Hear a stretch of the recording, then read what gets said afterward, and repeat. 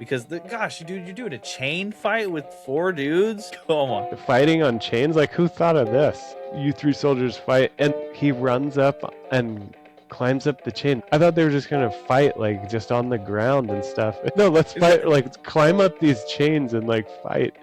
Because he was already up there to show his strength or something. He's like, I'm already up here, let's just come get me or something. And it's like, let's ratchet it up to even more insane to show you how insane these guys are. They're just the most insane things they ever lived. Because at some point, I'm pretty sure every one of them had both hands off the chains. They're still floating up there. You know what I mean? But it was so cool. I can't hate on that.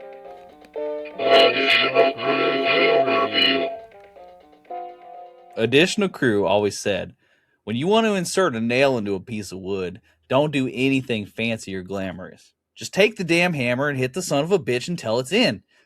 Welcome to Additional Crew, the spoiler-heavy review show where we choose kind of whatever random film we want to talk about. This episode we bring to you. A soldier trained from birth is deemed obsolete and dumped on a waste planet where he is reluctantly taken in by a community of defenseless, stranded wayfarers. I am, of course, talking about Paul W.S. Anderson's sci-fi action film Soldier from 1998. A movie completely destroyed by the critics on release. And a massive flop. Just gigantic flop. Just got destroyed. However, it seems to be having a little bit of a resurgence. Does it earn a spot among the better action films of the late 90s? Before we jump into all that, let me introduce our co-host. I'm Nick, regular host. You've seen me around. And with me is Peter. Peter has also been around for quite a few now. Peter, how's it going? It's good, Nick. Doing good. Glad to be here. It's fun to watch a movie like this on a hot night because, sometimes those windstorms be looking pretty nice. Yeah, and I mean, who knows what temperature that planet is that they're on? It's hard to tell because you can wear a duster in basically any weather, right? Yeah, I actually love the style of their clothes. I called it like cyber trash punk. Like there's a whole thing for this. It's like dystopic cyberpunk, right? Like the Matrix did it too when they go into the real world and they're all wearing like those beat up long johns underneath everything, and you're just like, oh yeah, you guys ain't got nothing. You got cool spaceships and stuff, but you ain't got nothing else. I didn't have that uniform to wear tonight, but I my trash night. I just took out the trash. Like, if my trash looked as cool as their trash, man, I'd be all up in that. I mean, okay, maybe we got something going here. I don't know. Space trash. I should have tattooed my own name to my face. I was thinking of that. I was gonna do Peter 8647. Right. Anyway, we'll talk more about that soon. So we're talking about Soldier, right? So Paul W.S. Anderson got together with David Webb Peoples, the writer of Blade Runner, and they made this movie. And it is a movie that if you don't remember it, I don't really blame you because I think it got made and then completely forgotten about. I think everyone's like, hey, let's just move on from this. We don't like this. We're not here for it. Because I think that if you look at the pedigree of what was happening here in this movie and kind of like all the background pieces, there was a lot of maybe expectations. So David Webb Peoples, he co-wrote, or no, he didn't co-wrote, he wrote Blade Runner. This was considered a sidequel, which isn't like a prequel or a sequel because it doesn't have a specific like connection in general. Like chronological connect, like it's not on a certain time before or after. Exactly. Who knows what time it took place in that universe? I don't know. Yeah, like so I think Blade Runner took place after this because the replicants were a thing, and we'll talk about this in a little bit here. So Soldier takes place in the same universe essentially, and it's a different story about maybe the same way the future came out in that universe. So the soldiers that take over for Todd's unit, this is my understanding, and it seems to have been confirmed in the newer Blade Runner 2079 sequel, which I actually haven't seen. I know I need to see that because I've heard everywhere that it's a phenomenal film. Wow, I have it. Yeah, I think I only watched it one time, but the one with Ryan Gosling. Exactly. Yeah, yep. I have it on like Ultra HD Blu-ray, like 4K or whatever. If you want to borrow it, Oh, I may need to take you up on that because I heard it's like just phenomenal in general, and also that it looks amazing. yeah. The I got it when I first got my Ultra Blu-ray player, or 4K player, because it was like recommended as a very like, because the colors are really bright in that movie, so it's like takes advantage of that 4K like HDR look. That makes sense to me.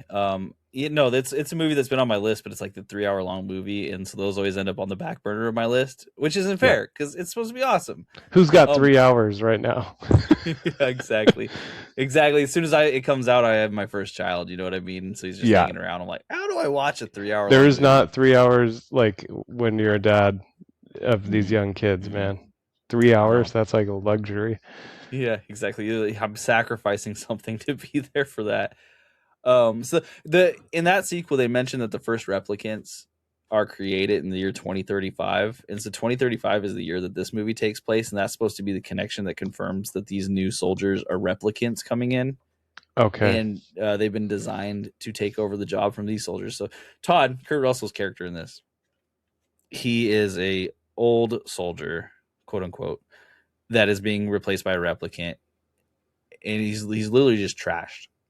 He goes through this rigmarole of showing off that the new soldiers are just better in every way, and he ends up in the trash planet, becomes friends with folks of the trash planet, and then fights the new soldiers and wins with some of the cool action sequences, some cool little details sprinkled in there, and some cool ideas. I think about what it means for technology to replace you or to be replaced in general, or to only have one thing that you know how to do very well, that it can eventually stop being something that you do better than everyone else.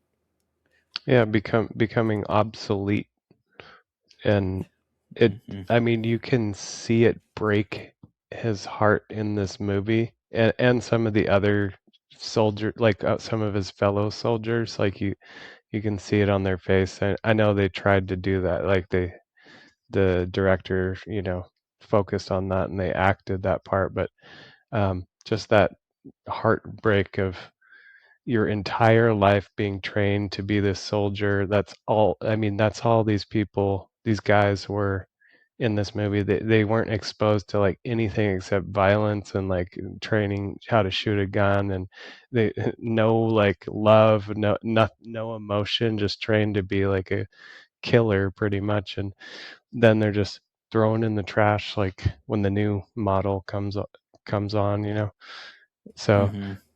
yeah, it's like it's a message of, I mean, this is a common message for the technology of our time right now. I mean, things are going so fast. Like many things are obsolete. Maybe we feel obsolete. Sometimes In I a do, man.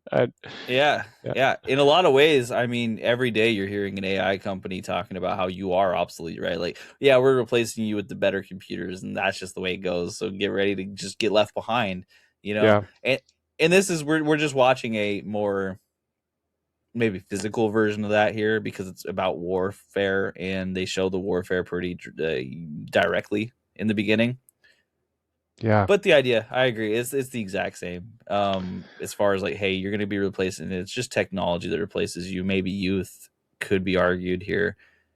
yeah. Um, but Speaking of youth, I was looking this up, reading, researching this. I guess the early scenes take place in 1996, like that when they were born.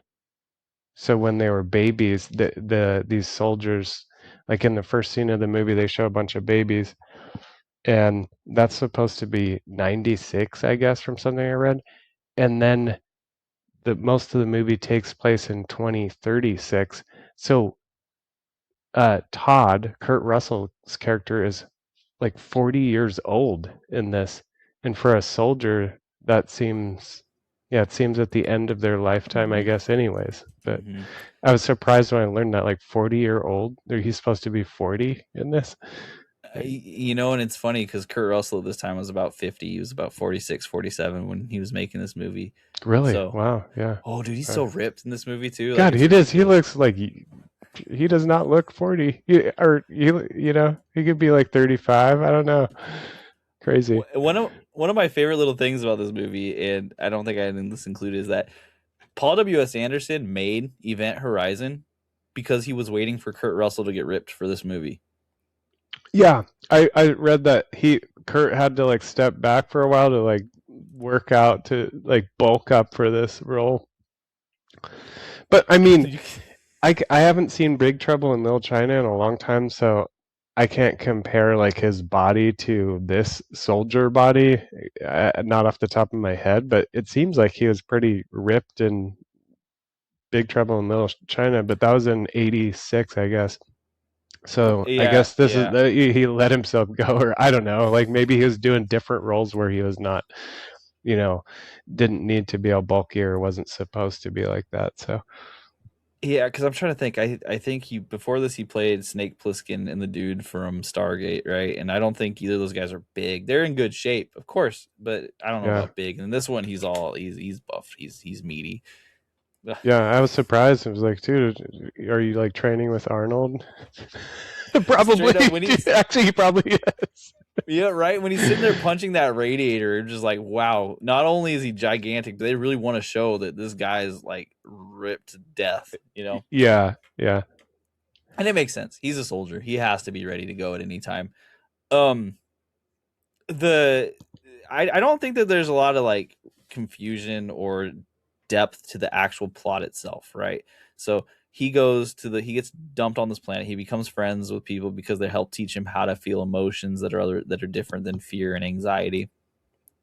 And then the other soldiers come on a training mission. yeah. I wasn't so clear on that when it happened. Like maybe I missed that part. I was actually watching the movie with the volume turned low and the subtitles on because, kids. It's a great movie because there's barely any lines.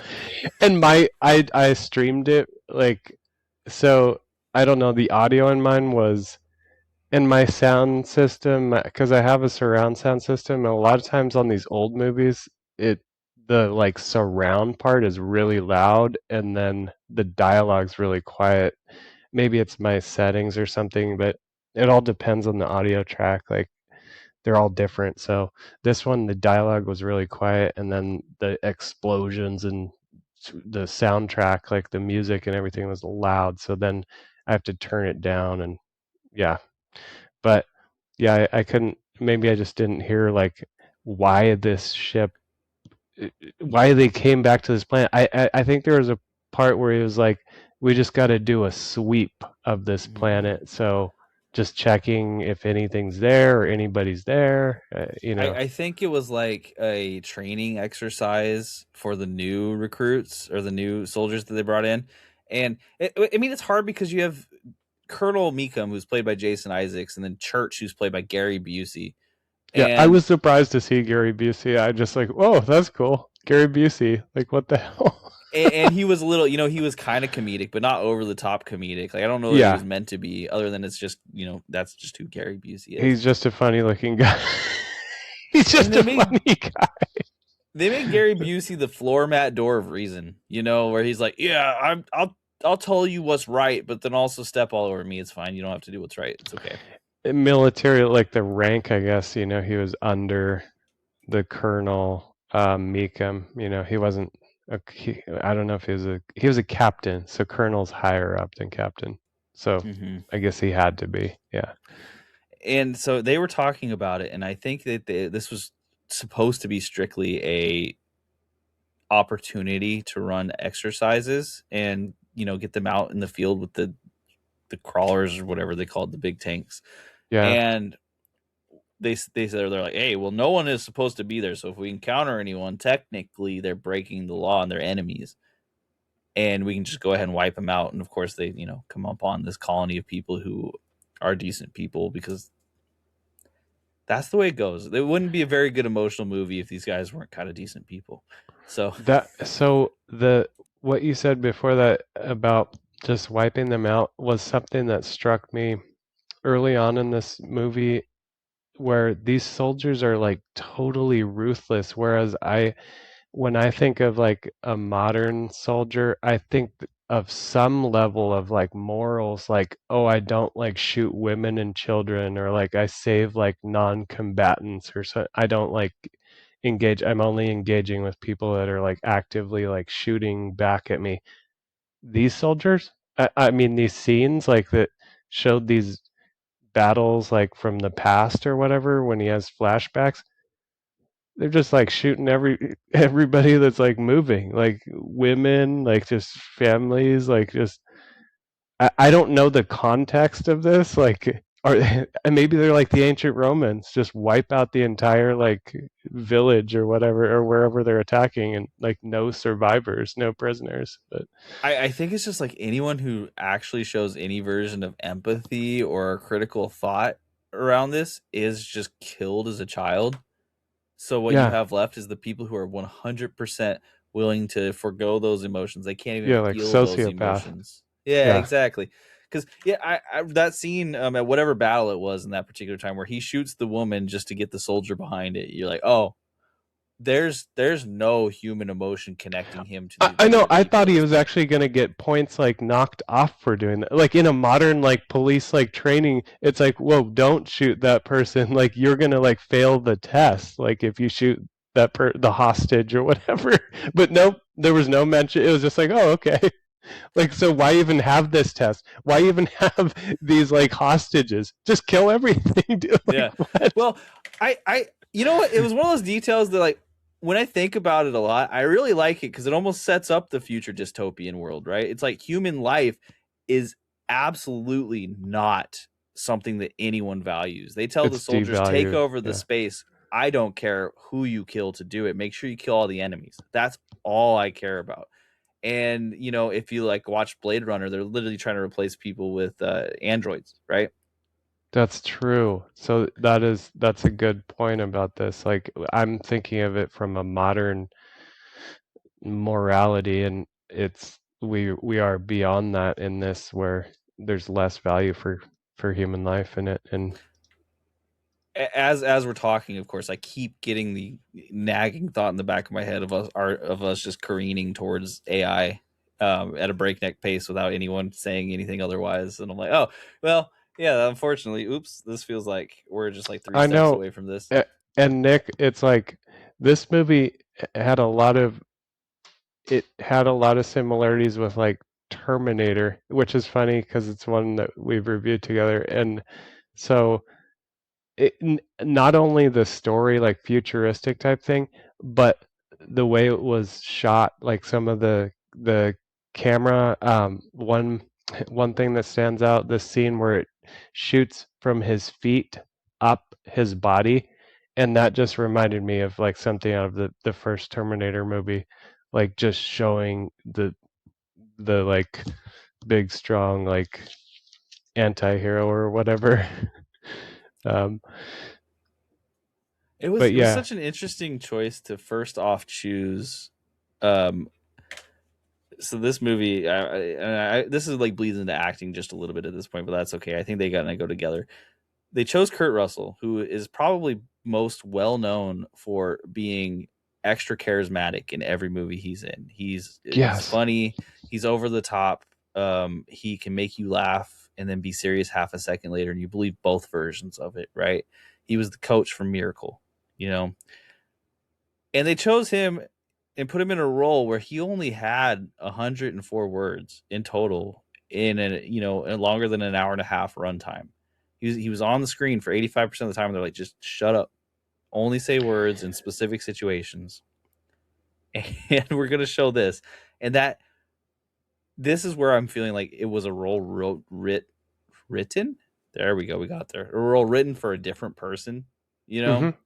Hmm. Yes. And we do get that. I think if you look at the history of this movie, there was quite a few different versions of this penned and ready to make, and they didn't come to fruition for different reasons. So I'm gonna go through just kind of the list of actors and see if maybe you think, give me a thumbs up, thumbs down idea on whether or not you think this would be a better film with this person as the lead actor. I won't worry about the directors. That's too granular.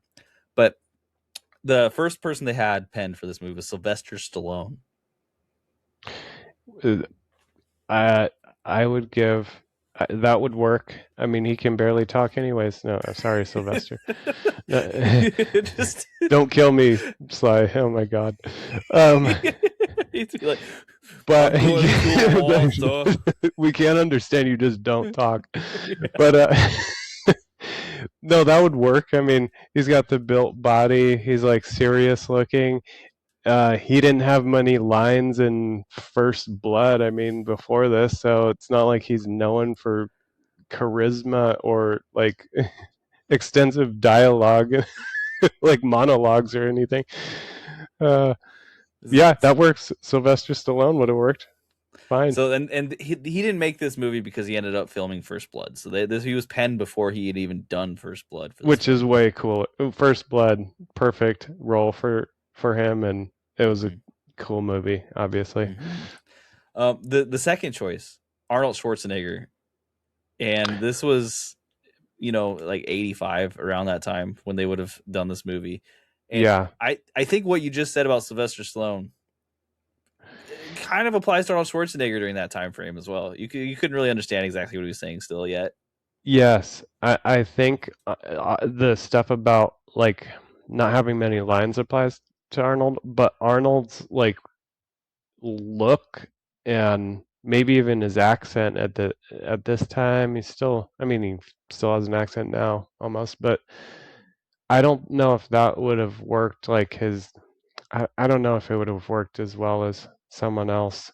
His body is kind of like over the top compared to, they would have had to just get a bunch of like bodybuilders or whatever, and it's like a soldier is not necessarily a bodybuilder, and it worked for the Terminator much better because it's a machine like just wrapped in Hmm. skin, and it's like it's gonna be bulky and big, and um I don't know. I would say like that's like less of a good choice than Sylvester Stallone for me. Yeah, I think with Arnold, it would have been a really good choice as Kane, the main soldier bad Yes, guy. like the new technology. Yeah. Yeah, exactly. Because I have a hard time, especially young Arnold at that time, because he's too young really for this role in the way that it's cast here, right? What? How would they have found someone who looks physically imposing to Arnold Schwarzenegger at that time? It would have I been know just someone that's ridiculous. beating him up. Yeah, that's Yeah, yeah. Yeah. making him look stupid, and like, oh yeah, well these are genetically superior, and you've got Arnold standing there like, ugh. Yeah. It's like I um, don't think that's gonna work. Yeah, you're right. That's a good point. yeah. And in this, that he didn't end up taking the movie. He had agreed to it, but then he ended up filming Commando instead. And I look, this isn't a negative towards Soldier. It's just that Commando is such an awesome film that if that movie hadn't been made, the world would have missed out. Commando's like a classic like 80s action movie, whereas this is more like a sci-fi, and I, Arnold has not had many sci-fi roles as far as I mean I guess there's Total Recall and um the Sixth Day, but those I don't know. Those to me aren't even as sci-fi as this movie is. Total Recall maybe. I mean, they go to Mars. It's like kind of futuristic. I So, would put Total Recall yeah. up there, but It's in the different same tone, unit. Yeah. different tone for sure. And then More action movies, yeah. Sixth Day, Sixth Day, it is sci-fi for sure because it's about clones, but also it's very rooted in just real life. Yeah. So I don't, it's hard to say. Um, okay, the third person they had chosen, and this one works a little bit more for me in different ways, but Clint Eastwood, and he agreed to do it. And he actually agreed to act and direct it. Funny enough, because at this time he was getting into acting. Or directing. Yeah. Both, but oh yeah, excuse Both. me, yeah, he was Yeah. getting into directing. Yeah, he had done Yeah. I think blood work around Un this time. Wait, it wasn't Unforgiven. Wait, Unforgiven has a connection to this that I was finding. Unforgiven was in '92, so yeah, he had done Unforgiven beforehand, and that was Yeah, actually also written by David Webb Peoples. So there is a direct that's what connection. exactly. That's what I saw. The writer wrote Unforgiven. Okay, yeah. Yeah, Clint Eastwood, I'm trying to picture him at this time period and like I don't know when this movie was filmed, but probably like 97, 96, like, Hmm. before it came out in 98. Um, I'm just trying to picture like what Eastwood looked like at that time. It seems to me he's like always looked old. To me, I always like think of Clint Eastwood as like looking older, like maybe not the best like choice for a soldier type, you know.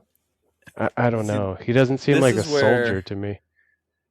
I think I could get into it is because he's got kind of that like steely look and that wiry frame, but his oldness in this particular movie would make sense where he's like, yeah, I was the biggest badass of the time, but now I'm getting up there in age That's and I can still look badass, but man, my body ain't the same as it used to be. You know what I mean?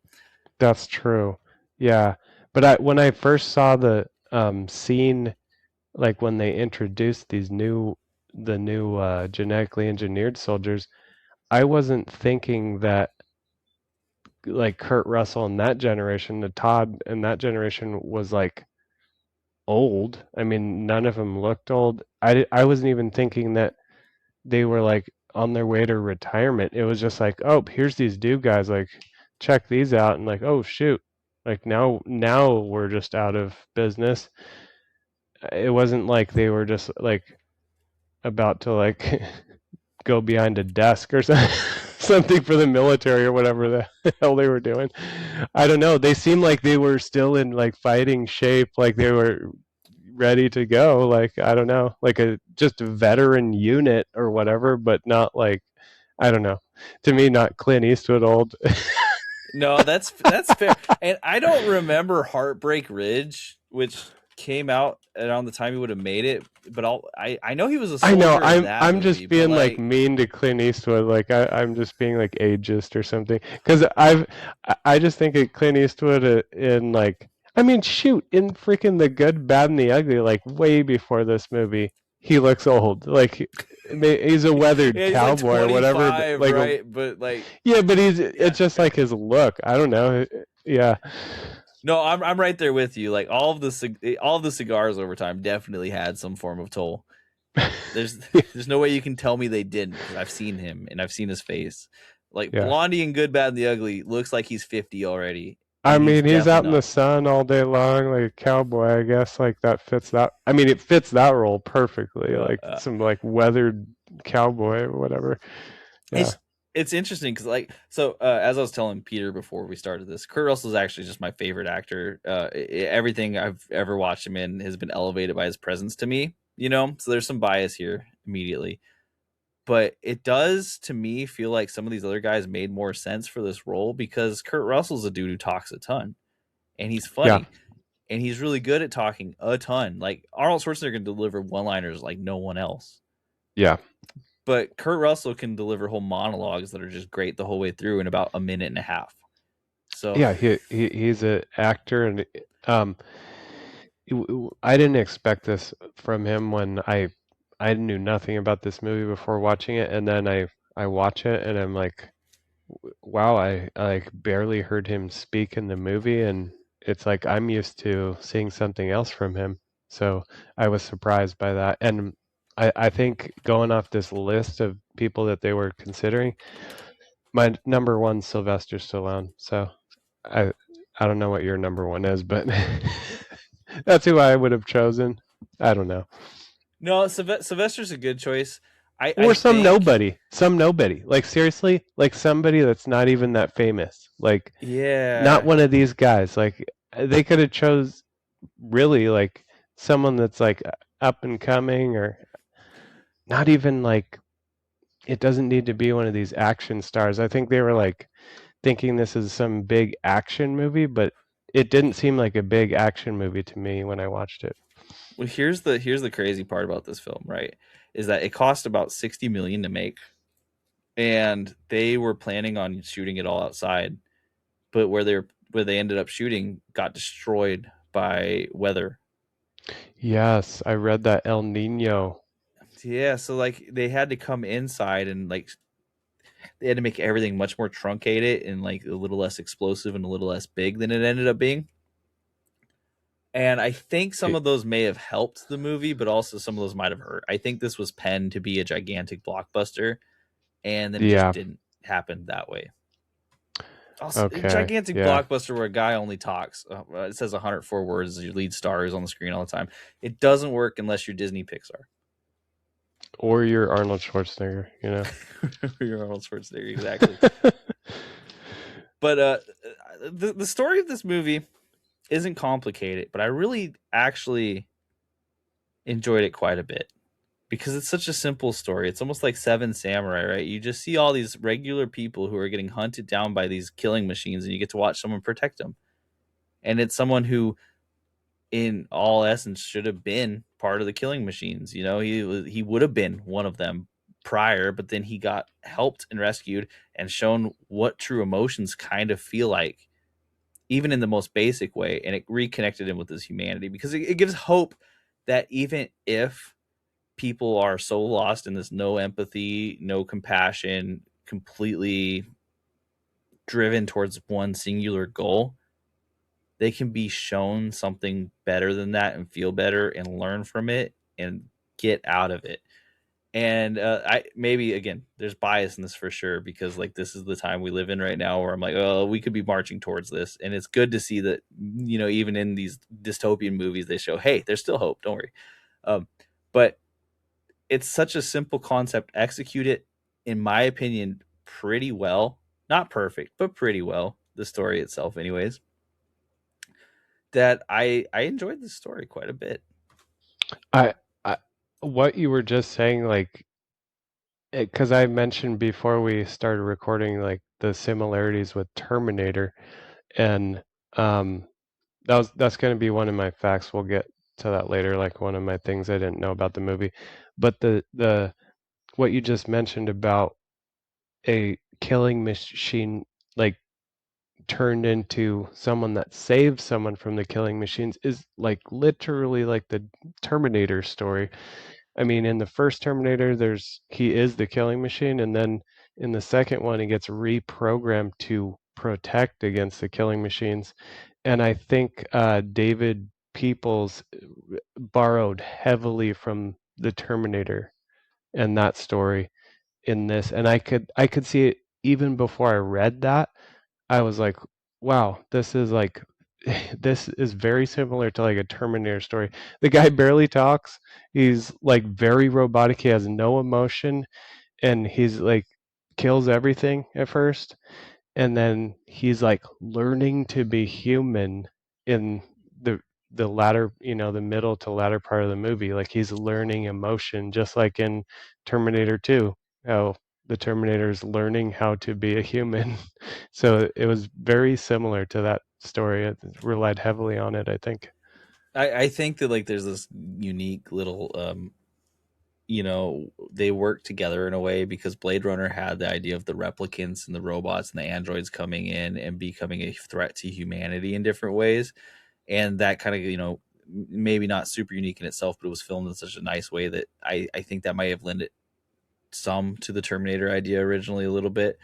And then to see then this movie, which is set maybe not by the same standards of film, but written by the same guy who wrote Blade Runner, then coming back and saying, hey, this is a great idea.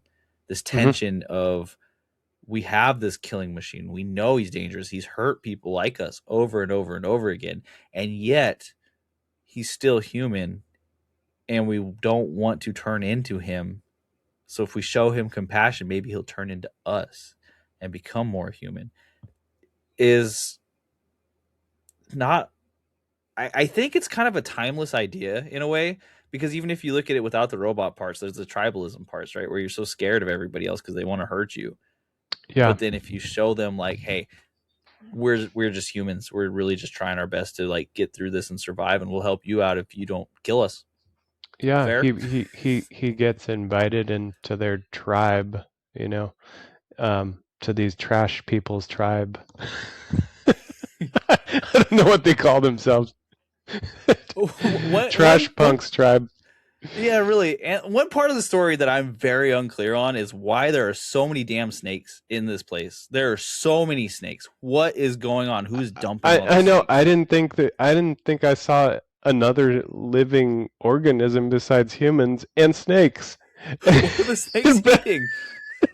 there was that scene, and I wrote this down as I was watching the movie, and I wrote down, tired of these mfing green snakes in this mfing trash city.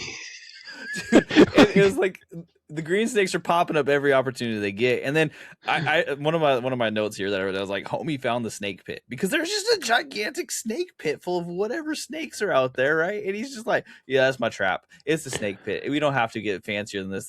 We're all the way back to Conan the Barbarian days, like, yeah, the snake pit, it works.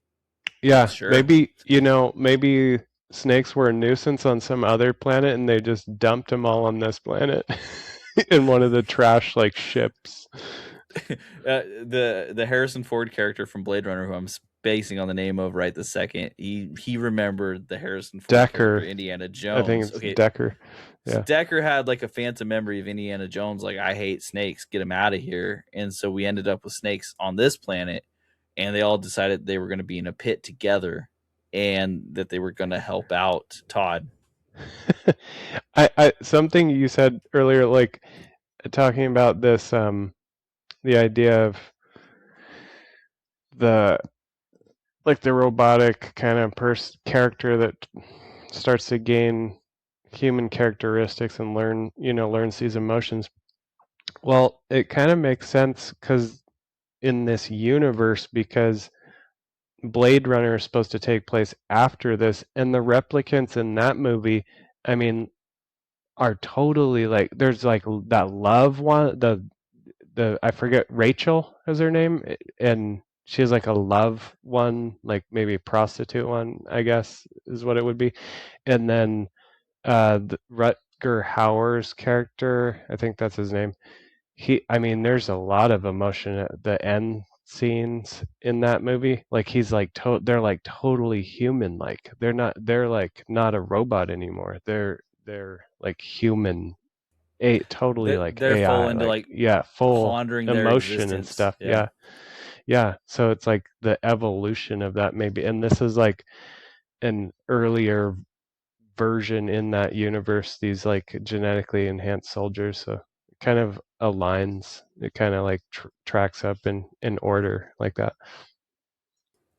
Where I felt that this movie ended up being really successful in the story is one moment near the end when the child Nathan, he goes up to Todd and he puts his hands up for ups.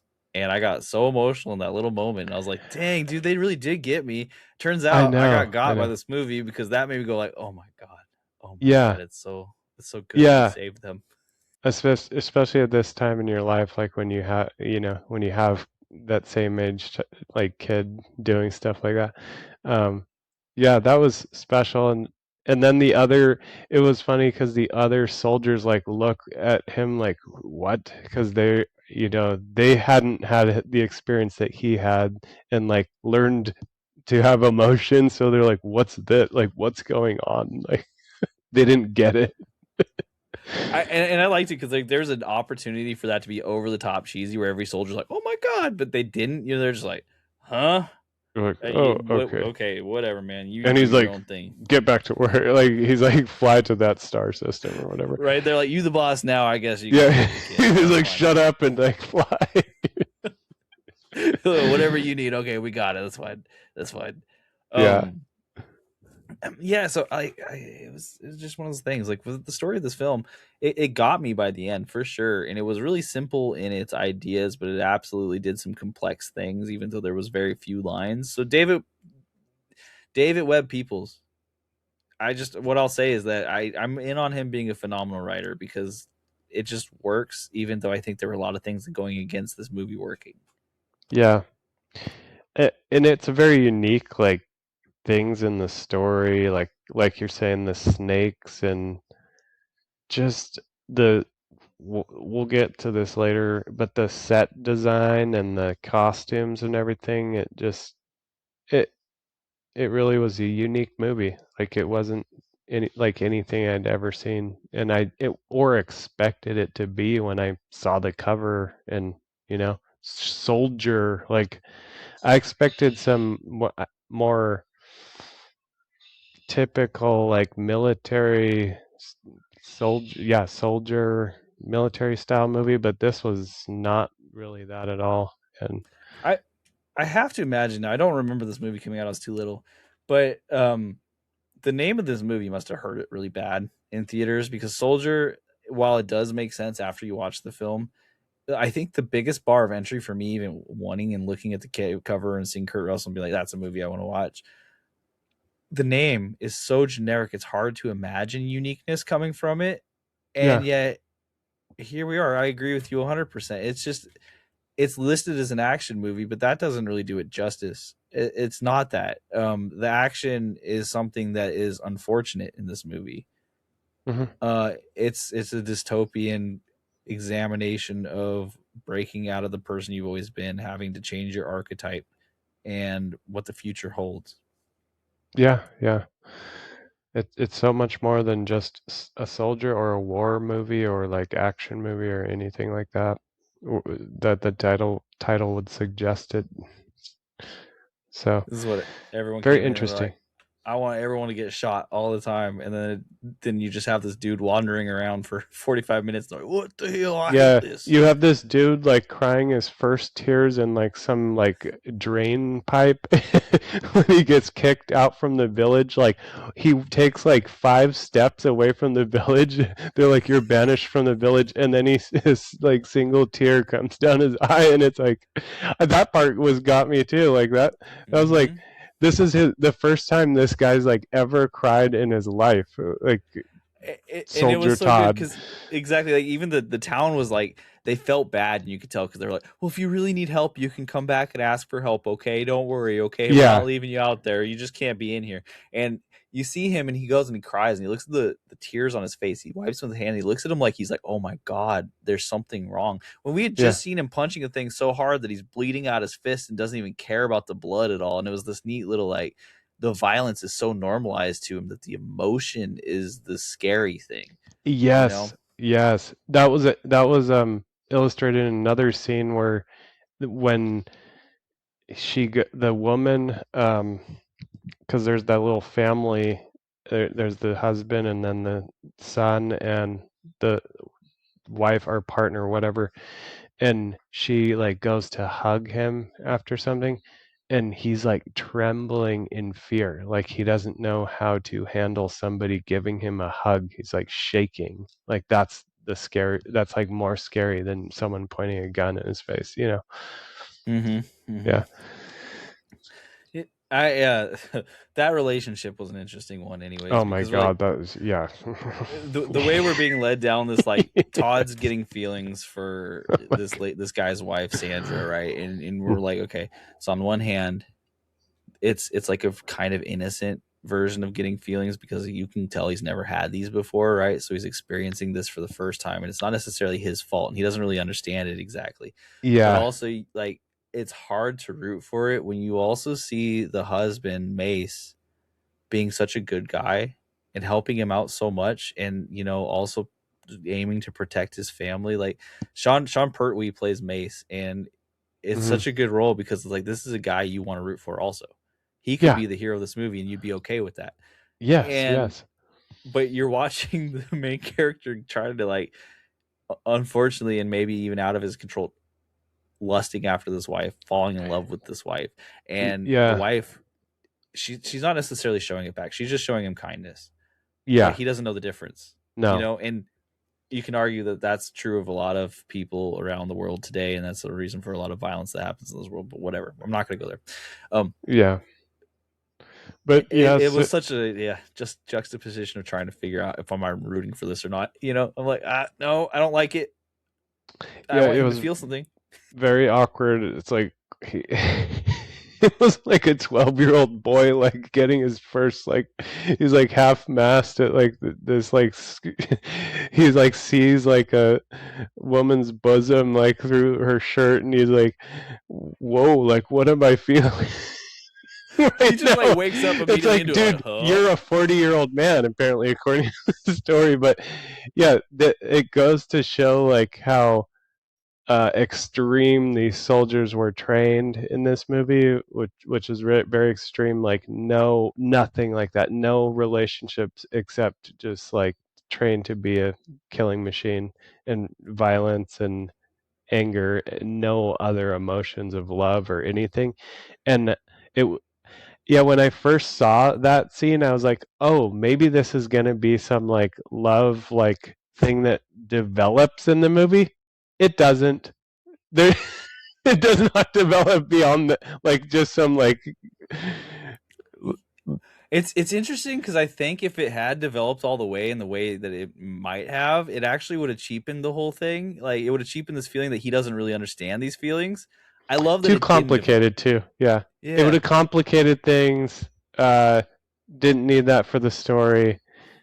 I don't even. I mean, it's I'm approaching it because typically in a lot of movies there is some sort of love story, but this was just to show his lack of experience in those type of emotions, I think, and it wasn't meant to be a love like romantic scene or start some romance between these characters. Yeah, it's just like he literally gets shown warmth and he's never had that. So he's like, "Oh my god, this is the best. This is awesome. I will fight for this." Yeah, Oh, yeah, something to fight for. That's true.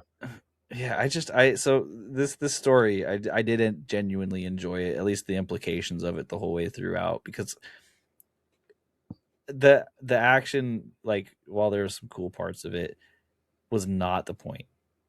The action only existed to drive home the actual, you know, potential damage that could happen to these people and to show.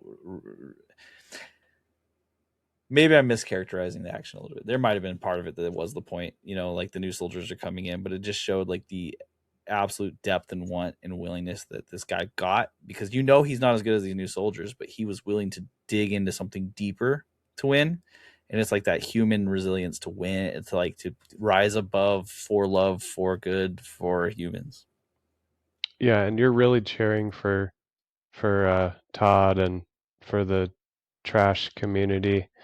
Um, you really are, because he's just learning how to be human, and they of course already are. And these new genetically engineered guys are, they might as well just be Terminators, like robots, because they have no emotion. They just are killing everything, and they look like Terminators. And it's, That line where he's like, what's going on, Kane?" He's like, "I don't know. He just said growl. He just made a growling noise."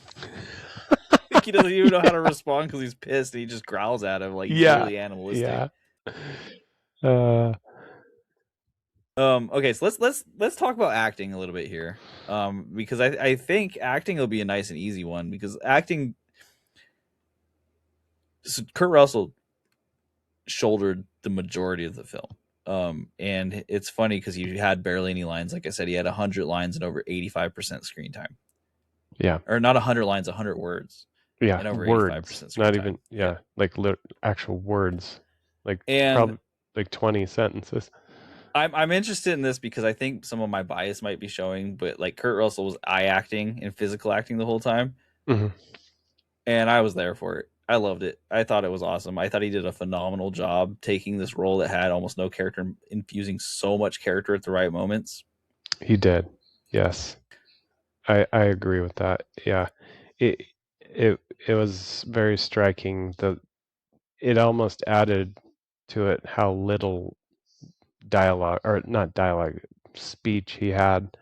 Um it was very, he's very serious in this movie, it seems, just because he doesn't talk that much. So um but yeah, he did a great job at acting that role of, and then also acting where he's learning these new feelings, and like we talked about, the crying over being kicked out of this little village, and um just that emotion, like learning new emotions. That it's crazy to try to act something like that when you're a human with real emotions. You're not one of these soldiers. Kurt Russell's not, and none of us are.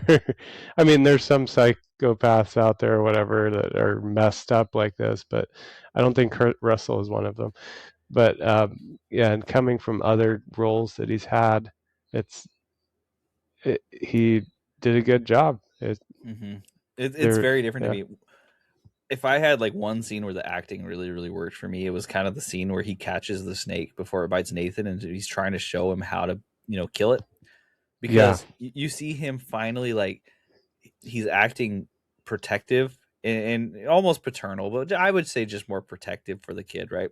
But his way of protecting the kid is to show the kid how to kill the snake. yeah, He doesn't yeah, think this kid's in danger at all because he's like, I'll catch the snake every time it pounces it. You don't worry, I got it. It's easy, it's fine. And you see him like really show his skills in a way that don't hurt someone, but they benefit someone, and you can almost see this like light inside of him show up. yeah, yeah. And then he gets kicked out of the colony because he finally let that light in him turn on. Ah, it's yeah. And you can just see that disappointment, and that's the scene where he's crying, and that's where he's like, Hmm. oh my god, what is going on? And that whole sequence right there, I was like, this is great. He hasn't said like one word this whole entire time, and yet I'm here with him in every one of these emotions. I'm like, oh my gosh, this must be the worst.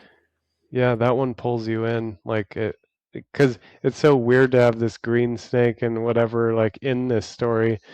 The serpent, I guess it's a old archetype, a very ancient archetype, but that it definitely pulls you in because it's unexpected, and then it shows like the most emotional range in this movie in that scene. Those two, I guess they're considered two scenes, but they connect together.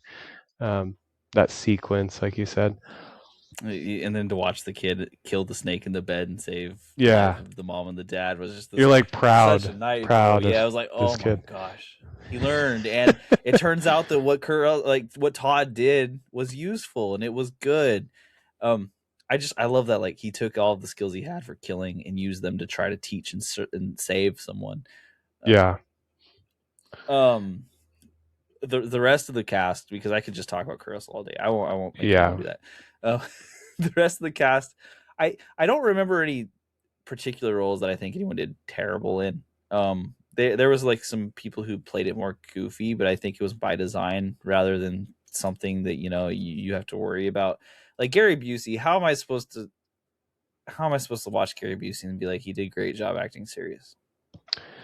I don't know. Yeah, he's just is who he is, and he did, I don't That's know a if casting decision. yeah, yeah. It's like he does a certain he is such a character himself. Like it's hard for him to be like a method type actor. Like he's just Gary Busey. Like it doesn't even need to be named Church or whatever the hell his name is in this movie. It's just like, Yeah. oh, Gary Busey's in this movie. Okay. He's playing pretty close to the same role he played in Predator 2, like Yeah. the lead of something and kind of also a buffoon at the same time, Yeah, but also a little buffoon. That's a lovable. good word. Yeah. Yeah. Yeah. I mean, he's better than the psychopath Colonel Meekum, who's played by Jason Isaacs. Now, when I first saw that character, I was like, wait a second. That's the guy from The Rocketeer. Remember The Rocketeer? No, I don't actually, but Oh, it was like a 90s like Disney movie with this guy with a flying rocket pack, and uh so I thought Colonel Meekum, Jason Isaacs, I thought Jason Isaacs played the actor who's like this kind of like rich uh Nazi Howard Hughes type character in the movie, like Nazi sympathizer in the movie as well. Um but then I found out that's Timothy Dalton. And oh, the then I James looked Bond it dude. up, and those guys look like they're like twins, like Jason Isaacs and Timothy Dalton. Like, look that Okay, up. Like, they look exactly the same. It's crazy. I that's didn't. hilarious. Yeah, I was like, I confused him for that actor, and so then I found that out. I was like, whoa, it's another guy. But I guess Jason Isaacs, uh, you will know him from the Harry Potter movies as the Draco Malfoy's father, he with the long hair and stuff. So, Yeah, uh, he was also in the Patriot as a real son of a gun. So, yeah, that's true. Yep. Yeah, like the um, British soldier. and I don't feel like he was asked for a lot of range. He was just be No, evil, yeah, just be evil. just be a crazy. I didn't understand that character as much. I mean, it's just like, man, you're a dick, dude. Like, what is wrong with This you? might Like, get me on some list, but he like yeah, strikes me as the sort of character that like you would have play as a Stephen Miller coming into the new military. You know what I mean? Like that's it.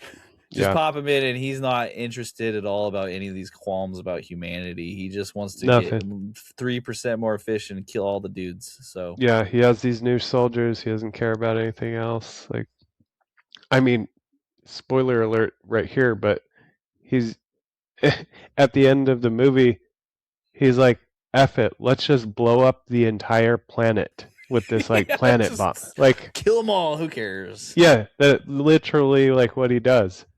So it's like he just doesn't care about anybody, and he's just a He literally heartless. says like, I would rather have no paperwork than survivors. Yeah, yeah. Um, It's like too complicated. Let's just kill everybody. and he has the same kind of outcome that the end of the boys did, which I didn't really watch the series, but like the main bad guy, Oh yeah, the boys. Yep. yeah, he like loses his ability to command other people, and he gets immediately grovelly and starts begging for his life and stuff. Oh, you mean Homelander? Yeah. Mm-hmm. Yeah, the boys is cool. I like that show. That was a good one. I haven't watched all of it. I need to get to it. TV shows are like the bane of my existence at this point. They're just like long movies. Shows like that are like just like very long movies. They're so good. I was just talking to someone. I didn't finish Better Call Saul. Like I need to get to these shows. I need to get Oh to them. God, that's a good. No, Better Call Saul. That's a good show. It's totally different than something like this or The Boys, but it's like it's very. I don't know. It's a great story, It's Vince great Gilligan. It's gonna be good. acting. Yeah. Um, the rest of the acting. One person who I want to point out was the Sean Pertwee. I mentioned him as Mace earlier, so he was the husband of Sandra. Hmm. I don't know if it's just Sean Pertwee in particular, but I just really enjoy seeing him in movies also. So his role in this is like general good guy who absolutely means well. And even when he makes a mistake, you can understand the logic on the mistake because it's to protect his family. He does just a great job about bringing a sort of, uh, how do you call it? A heroic aura almost to it, Yeah. He's And definitely like the not a right hero. morals. Yeah, he like a father. He's a father, and he's moral. He has Mhm. morals, like good morals. Morality. He's like the lead of like 12 Angry Men, right? Where it's like he might not be a hero, but his logic is there and he's protecting the person who's hurt. And he's like, hey, we can't just abandon this guy, and every part of what you're seeing from him is gold, even when he makes a mistake. And Sean Pertwee just does a great job at that. I have a hard time. He might not have been the best actor, but he was a great acting choice or casting choice for this role. Yeah, he is fine. He is perfect for this, and I didn't have any like issues, or he didn't like stand out. So standing out's either a good or a bad thing, and um, it if you don't stand out, then you you're almost like perfect for the role. If you stand out in a good way, then maybe you're like too good for the role. Depends. I Yeah, I feel that. I think there was two people who stood Depends out on the for movie. me, Yeah. and maybe in good ways, maybe in bad ways. So the first one was, and I didn't write these guys down in our show doc. So it's Michael Chiklis who played Jimmy Pig. Jimmy Pig being the guy who almost got sucked into I Oh guess it's yeah, the I carbider. recognized him. Yeah. Um, What and else is he Michael, in? he's in the Shield. Yeah. For like 6 seasons. Oh yeah. I knew him from somewhere. Yeah, that's it. Yeah. And I thought that he was Goofy, and Goofy was okay in this role because there wasn't a lot of Goofy in this movie. Yeah, it was the So, comedic relief for mhm. the movie. Like he's like the Randy Quaid of the film. Yeah, exactly.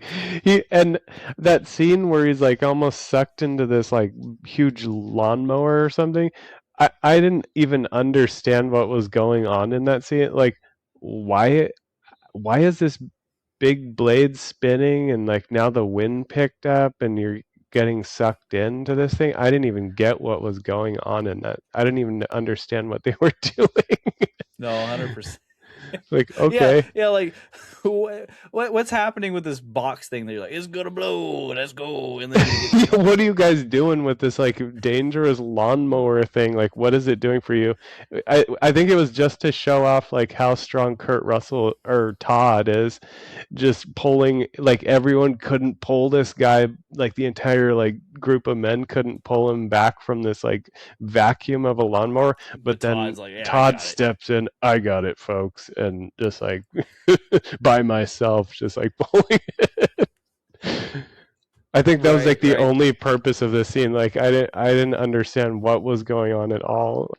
The other character that stood out to me, Paul Dillon as Slade. Now, Paul Dillon, you may not recognize that name off the top of my head, but you definitely recognize him by the sideburns he had in the film. And he's also the guy who's like, "Do you need any help?" Uh, As yeah. Okay. Yeah. Yeah. He stood these out because he had a these few are lines. Yeah. yeah, these are characters to me that like I think I can't tell if they helped or hurt the movie because on one hand it's very serious, on the other hand they're like the comic relief, right? And Yeah. they're but does the comic relief work? I'm gonna make an argument and then immediately backtrack on it. That's where I'm at. I think that the comic relief didn't work, but I think that they acted fine based on what they were given. I don't think that's Hmm. their fault. Yeah. I don't think the comedy stuff was like necessary for this type of movie. So yeah, I'm in agreement there. It just wasn't blockbuster enough to like need laughs in the middle of it. No. Yeah. It didn't really add to much. Mm-hmm, mm-hmm. And you can't really make like Paul Dillon was very unlikable with the questions he was asking. They were fair questions, but he's still pretty unlikable in the way he was asking them. Like he's like, Yeah. Why did you leave your group? I just want to know. It's a fair question." It's like, yeah, sure it is, but you're like also asking with a gun pointed at the guy. Yeah. Like, that's Yeah. not That fair. was Yeah, I guess it shows kind of the community is a little wary of the stranger, you know. I guess to show that. Um, Sandra. I don't have a lot of notes on Sandra because I think she did a good job, but Yeah. I also don't know like what she was really asked to do other than seem warm and inviting to Yeah. Todd and teach him like he's a child. Just like the womanly presence in the movie. I mean, really the only womanly presence in the movie. There's a few women in the beginning choosing the babies, but you don't hear anything from them, and it's not like that motherly type presence at all. But she gives that warmth to the movie, like that warmth of emotion and love and everything. So it's good to, I think that was good to have that in the movie because at least there's some that's like the humanity of this movie and teaching Todd to be more human instead of a soldier. So I think that was very necessary for the movie or for the story. And Mm-hmm. she did a good job of that. Yep, agreed. Are there any other characters you want to bring up? Um, you have Kane who is he does a good job at playing the new genetically engineered soldier, kind of very intense looking and just no real emotions or anything. So he was a good enemy or opponent to Todd. that is true. I should probably talk about Kane for a second because Yeah. I agree that Jason Scott Lee did a good job. I think part of where the tone of the film falters for me a little bit is the way Kane is presented, and it's not Jason Scott Lee's fault, the actor who plays Kane. I think Mhm. this is like the one area where the direction didn't match up to what it needed to. Is the villain wasn't very scary. No, that's true. Like he it, and he's not even the villain is more like the guy that's telling these guys what to do, Colonel Meekum. I mean, he's the a-hole that's like leading this. Like these soldiers are they just do what they're told. And you see that in the beginning of the movie when they're fighting on the chains. He's like you kind of see that it's almost you see almost emotion on this genetic or Kane's face like okay, I'll fight this guy. Like it's like he doesn't care one way or the other whether he fights this guy or anything. He like he has I guess he has no emotion about it. He's just like, okay, Mm-hmm. just following orders. So I don't take him as like as the evil like anti-hero. I Colonel Meekum is more that to me because Colonel Meekum has more emotion. He has a lot of emotion. He's sociopath or he's just an a-hole. He's like angry and pissed and whatever. So yeah, No, I you make see a good that. point there. Yeah, because also I guess if you take him as the full villain, then how do you take Todd? If Todd was that guy 5 years Todd was ago, the same guy like mm-hmm. 5 years ago, but or Not a even year 5 years. ago. Yeah, Yeah, yeah. Whenever like he got right on the before boat. this movie started. Yeah, it's interesting. Now that you say that, it makes sense. But I think like when he is on the planet and he is barreling down in his tank, and we're watching Todd over here having all these crazy moments of stealth and badassery, and he's killing all these people in gory ways. Kane's never given that moment exactly. He has the chain moment in the beginning, but even then he gets his eye poked out. He's never Yeah. given that moment of true superiority and Yes. domination that I think you Yeah. need to kind of nail in how in trouble everyone is that he's going to show up. To make him a serious opponent, like eh, to make him a serious bad guy, like that can cause a lot of damage.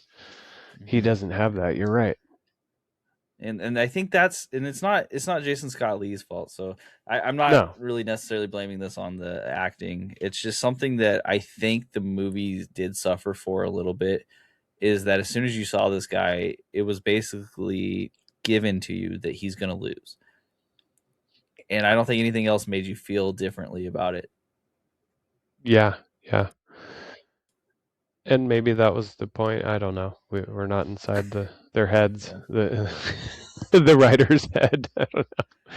No, I don't know that if this he's is even true. still alive. David Peoples, is he still alive? Maybe. I'm not sure. Here's hoping. I really do hope he's still alive. Um, His last this seemed to be his last movie that he wrote, actually, from what I was Probably seeing. pretty upset that his Blade Runner sidequel failed.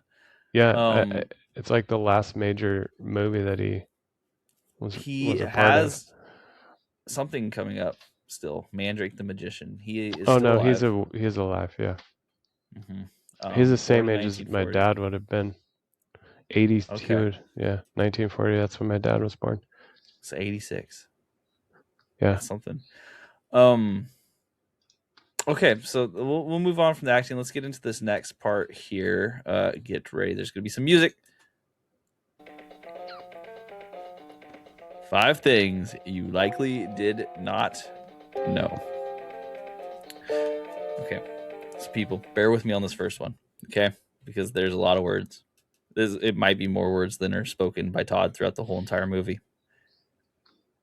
But I am going to go through the list of battles displayed on the computer screen for Todd because they're all references to different things. Now, if you remember the computer screen, that's where it shows Todd, and it looks like a character select screen from a fighting game in the early '90s, and it's got his stats, and it's got all the list of battles and all the list of his weapon proficiencies and all that. But I'm going to go over the battles because they're fun. The references are fun, and I don't know how many of them suggest something else, but a few of them do. Okay, so the first one, the battles of Tannhauser Gate and Shoulder of Orion. Those are both references to Blade Runner, so those would have happened in the same universe for sure. B, number 2, whatever. Receipt of the Pliskin Patch. Snake Plissken, played by Kurt Russell in Escape from New York and Escape from LA, which came out directly prior to this movie, well, 2 years beforehand. Receipt of the O'Neill Ring Award, which is a reference to Stargate, came out 2 years prior to that. That's another Kurt Russell reference. Receipt of the Cash Medal of Honor, reference to Tango and Cash. Receipt of the McCready Cross, reference to The Thing. These are all Kurt Russell at this point. Receipt of the Captain Ron Trophy, which is clearly a reference to Captain Ron. Captain Ron Trophy. What that looks like in this universe, who knows? I like to think about it. Receipt of the McCaffrey Fire Award, which is a reference to Backdraft. Receipt of the Dexter Riley Award. These movies are movies I haven't seen, so bear with me. It says it's a reference to 3 different films: The Strongest Man in the World, Now You See Him, Now You Don't, and The Computer Wore Tennis Shoes. These are probably some of the Kurt Russell Disney movies he made when he was younger. I have to guess. I think so. And then the citations for the Nibian Moons campaign, the Antares Maelstrom Award, War, and the War of Perdition's Flames, which are locations referred to in Star Trek II, The Wrath of Khan. And Star Trek II, The Wrath of Khan was directed by a man named Nick Meyer. And that's where I'm going to end it. That's my degrees of separation right there. So that's the first fact. I love the references all baked into one screen that goes away in 15 seconds. So you have to look this up afterwards to know it. But now if you've listened to this, when you see that screen, you'll be like, oh, look, it's all those movies. It's very cute how they do that in movies sometimes. Like how those references is like just for fun. Webb Peoples clearly like sci-fi movies, and he clearly like Kurt Russell. He's like, I'm in on it. That's fine. Let's just throw him on the list. It's cool. We got you, man. Yeah. Definitely excited to get Kurt Russell in the movie. My fun fact, David Peoples wrote Soldier in 1984 after he saw The Terminator and was, stunned by that movie, as many people probably were. And he wanted to write a movie, and after that, in which there was a tough guy who would be unsympathetic in the lead. So, no unsympathetic, no sympathy, no emotion type thing, just like the Terminator. And so he came up with the story for Soldier, and it totally made sense when I read this because I saw so many similarities to Terminator watching this movie, and as far as the story of a emotionless soldier, and that who actually then starts to learn emotion from a child and a woman. It's almost like the same story as Terminator, but so yeah, that was cool, and it was cool that it was inspired by a movie that we've reviewed on this podcast. Yeah. I love the idea that there's a chance that either he wrote Terminator 2 before Terminator 2 came out, or he wrote a script that had some similarities. Then he saw Terminator 2 and he's like, actually, that was the one, and I'm going to do a lot more of that. He could have, yeah. Who knows? I don't know enough detail about that. Totally. The next one is prior to shooting this film, like directly prior, Kurt Russell broke his ankle by tripping on an ornamental cabbage. He was given a week off, and then he had cabbage? to come back. I don't really know. I was reading ornamental cabbage, and I'm like, what are we talking about here? Like, there's those red cabbages that are not so good to eat, but they look pretty. Mm-hmm. I think I know what they're talking about. It makes sense, but what is going on that he's just like tripping on cabbages and just totally breaks his ankle? That feels like bad luck. You've been training for years to get ready for this role, and then you break your ankle on a cabbage? Come on. Ah, what a bummer. So they only gave him a week off. Oh. And then he had to get back. But they worked around the broken ankle by first shooting scenes where he was laying down. Then they moved to the scenes where he was sitting down. then the standing still scenes, and then the moving scenes. So in this film, you can tell when it was shot based on the amount of kinetic action that Kurt Russell has to take. um, the final scene that was filmed actually was that running competition between Todd and Kane that you mentioned before. Yeah. That was the very final scene. It was like, so in a way, that was a triumph in general for Kurt Russell to be able to run again. I'm sure he didn't actually do the 15 miles in 60 No. minutes or whatever they had. Like that's crazy talk. But yeah, it's insane to me the idea that a broken ankle is something that can be worked through like a week later to make a whole entire movie that's all about a super soldier. That's That's Hollywood crazy. magic. Hollywood magic. Yes, yes. And it's also goes to no movies are like filmed in order like of the scene. Like they're just filmed all over the place and edited together and everything. So that is the magic of film. Like that running scene is in the beginning of this movie, Hmm. toward the beginning of the movie, but it was apparently filmed last. Yeah, you have to get like some weird. I would imagine only movies like Inland Empire that are so completely lost in translation and just weird thoughts after weird thoughts are the only ones that are filmed sequentially, because otherwise it would be probably impossible. Yeah, or like that 1917 movie. It's like one shot, or it's not one shot, but it's a few just very, very long sequences, Mhm. continuous shots, which is crazy. Have you seen that movie?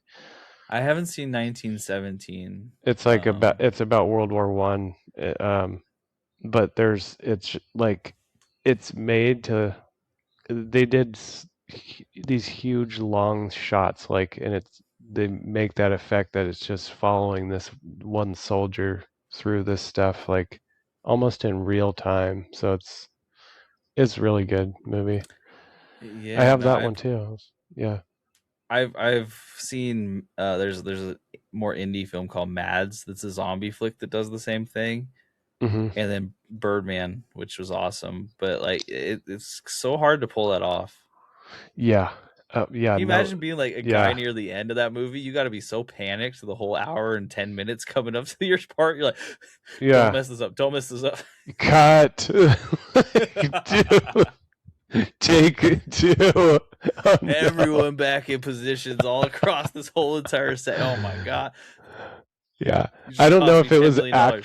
yeah, I think they made it look like that. Like they could probably, I don't know if it was like a completely pure, like unedited continuous shot. I don't think so, but it makes it look like that. And they, so they did have to set everything up. If they did cut, they had to set it all up so there's continuity and everything.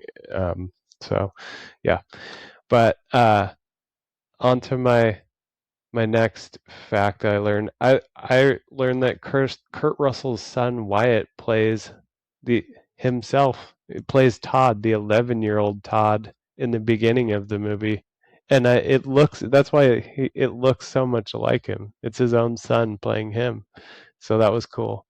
Um, I thought that was great, and Yeah, yeah. I didn't know about Wyatt Russell before reading this. So, but then I looked it up, and I guess he's in something more recently, like a show. Once you see his face, I think you recognize him. He's been in a few different things. Yeah, he's in something else. I can't He was remember. in Thunderbolts, the recent superhero movie. Yeah, What and did some Marvel stuff. Like he's in some Marvel films. Oh, he's in Um, Disclosure Day too. That's funny. So oh, I want before to the see Steven that movie. Spielberg I movie. haven't. Yeah, yeah, Avengers Doomsday, but that's coming out. I don't know if that's yeah, that's not even out yet. Um, yeah, Disclosure Day. I do want to see that one. When the Spielberg one. Yeah. Um, I'll hit with this last fact. Among the garbage on the planet is three more references. So just references everywhere. There's just Easter eggs galore.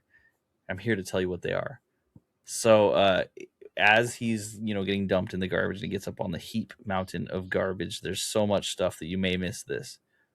You almost certainly do miss it. I don't really actually know how they got this exact, but so the F-117X Remora is from Kurt Russell's movie Executive Decision. It's kind of shocking that a prop from Executive Decision got here, but we're here.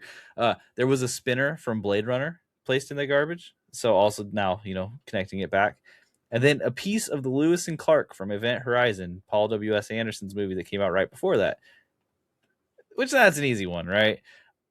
I'm also going to give like a slight extra for a couple more references. The weapons that Todd is listed as being proficient in are the USMC Smart Gun, which if you ever played anything related to the Aliens movies, you immediately know that's from Aliens. But if you haven't, it's from Aliens. And That's then cool. the MK4 BFG, which is a reference to Doom. BFG, of Definitely course. played that. Yeah.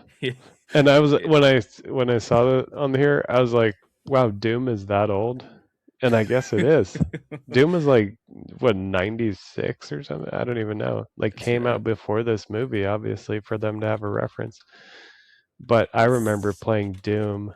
Oh my God, that was such a cool game. I got like And scared because I was played it when I was a kid and in the dark or whatever, and just like you're going around in the dark and these like alien whatever beasts pop out. That was a brutal game, like for back in the day. That was like one of the first like really violent games. oh, and dude, and all the shooters in the early mid '90s were basically just Doom with different skins. Hmm. I I Yeah. was I was really young at that time, but I think I remember the first computer shooter that I ever played was like Mr. Pibb, but Doom style. So you like would drink Mr. Pibb and do burps, and you would take out like the high school bullies with your burps. Which Yeah. sounds crazy and was crazy, but it was just Doom with Mr. Pibb. So I'm so old. I used to play Wolfenstein 3D. That was like before Doom, and that was like you're like killing shooting Nazis or whatever. It was like one of the first person shooter games, I think.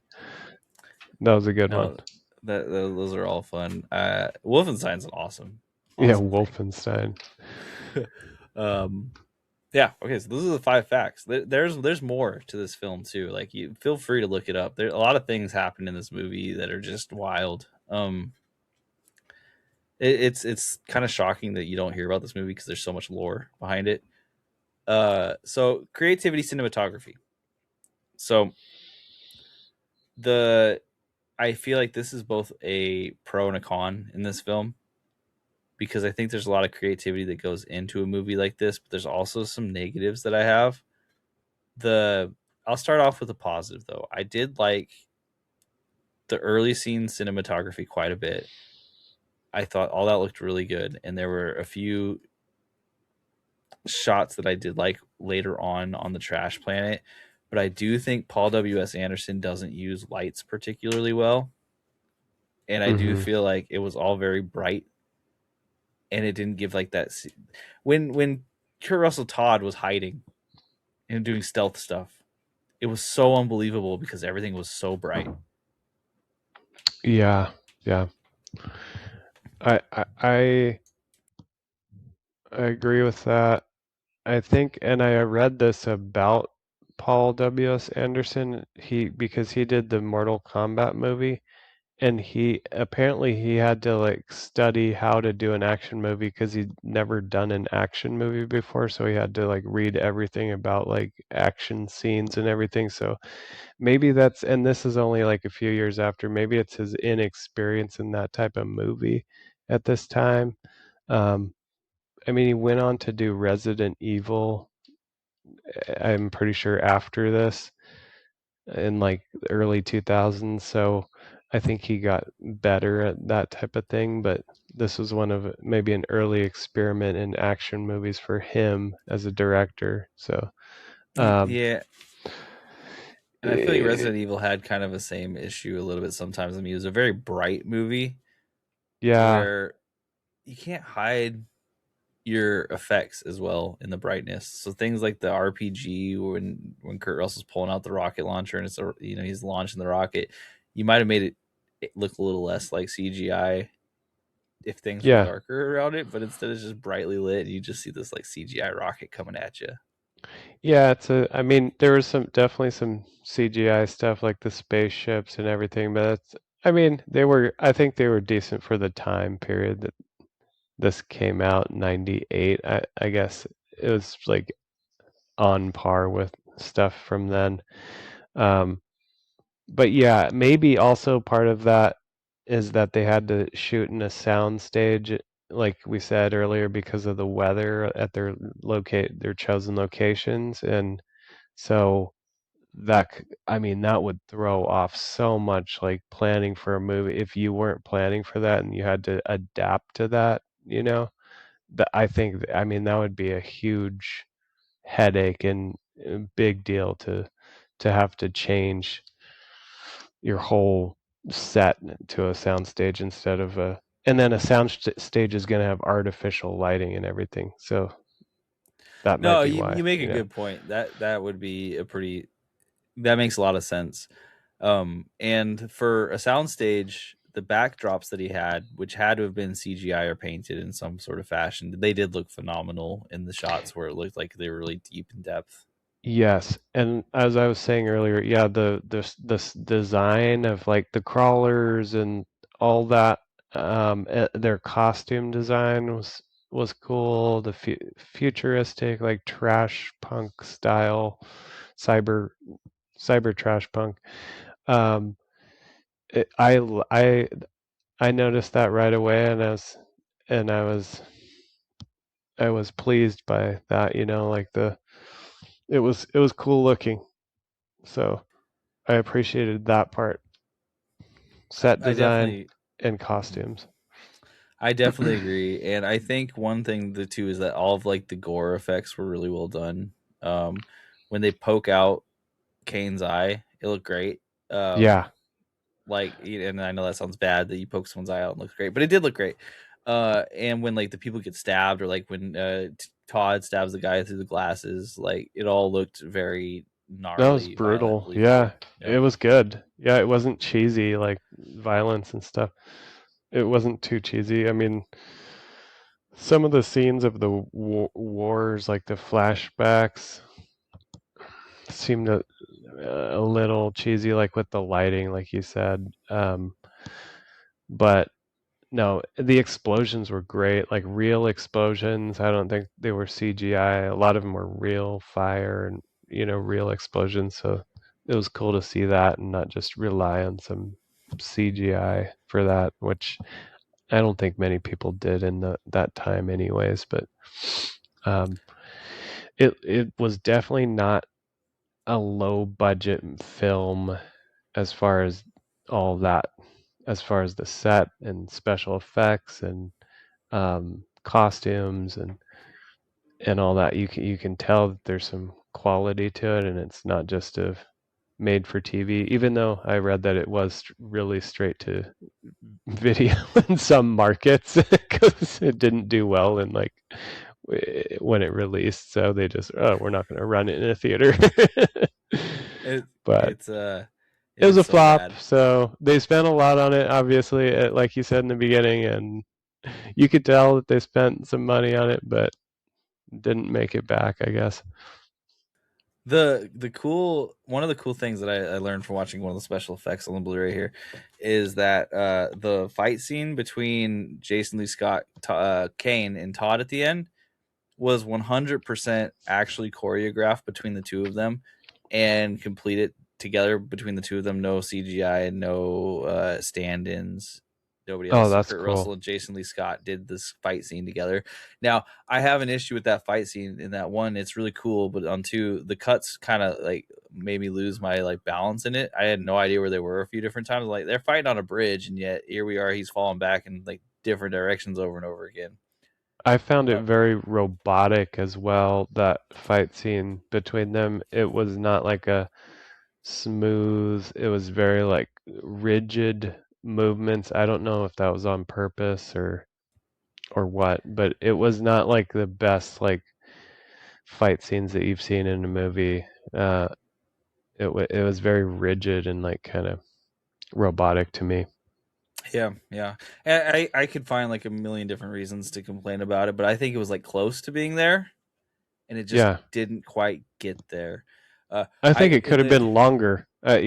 I'm used to like these epic. I mean, nowadays we see these epic battles, like, like Jesus, John Wick. Like the entire movie is a fight scene. Like he's fighting the John Wick 4. Like I think we talked about that.